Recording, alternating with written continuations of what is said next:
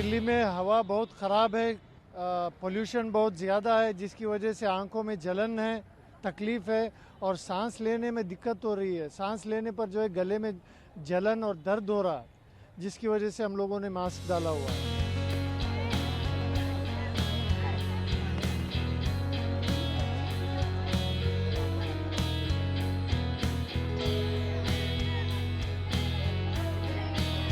यहाँ पर बहुत एयर पोल्यूशन हो रहा है। जब हम स्कूल आते जाते हैं तो नाक में जाता है, आंखों में जलन मचती है और जी सांस में थोड़ी वो होने लगती है, यानी सांस नहीं ले जाती।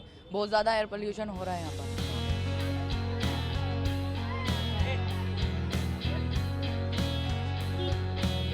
जब भी आते हैं स्कूल हमारे को सांस लेने में परेशानी होती है, आंखों में ऐसी जलन मचती है कि स्कूल आने का मन ही नहीं करता, इसीलिए रुमाल बांध के आते हैं।